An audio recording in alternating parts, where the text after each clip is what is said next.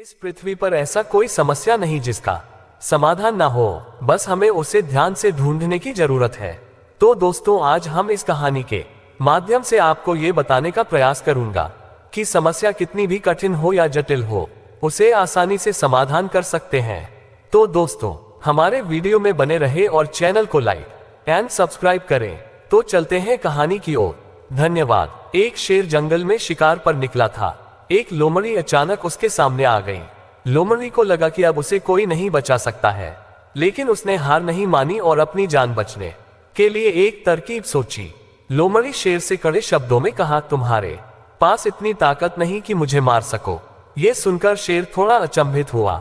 उसने पूछा, तुम ऐसा कैसे कह सकती हो? लोमड़ी ने अपनी आवाज और ऊंची करते हुए बोली, मैं तुम्हें सच बता देती हूँ। ईश्वर ने स्वयं मुझे इस जंगल और जंगल में रहने वाले सभी जानवरों का राजा बनाया है। यदि तुमने मुझे मारा तो यह ईश्वर के विरुद्ध होगा और तुम भी मर जाओगे। कुछ देर चुप रहने के बाद लोमड़ी ने कहा, अगर विश्वास नहीं हो रहा है तो तुम मेरे साथ जंगल घूमने चलो। तुम मेरे पीछे चलना और देखना कि जंगल के जानवर मुझसे कितना डरते हैं। शेर इसके लिए तैयार हो गया। लोमड़ी निडर होकर शेर के आगे आगे चलने लगी। लोमड़ी के पीछे शेर को चलते देखकर जंगल के दूसरे जानवर डरकर भाग गए। कुछ देर जंगल में घूमने के बाद लोमड़ी ने शेर से सवाल किया, क्या तुम्हें मेरी बात पर विश्वास हुआ? कुछ देर चुप रहने के बाद शेर ने कहा, तुम ठीक कहती हो, जंगल की राजा तुम ही है।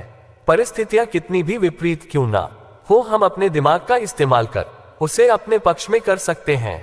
हमारा दिमाग प्रोग्राम के आधार पर काम करने वाला कंप्यूटर नहीं है। दिमाग को आउट ऑफ बॉक्स सोचने की क्षमता है। हर समस्या का समाधान तलाशने की ताकत है। ये तभी संभव होगा जब आप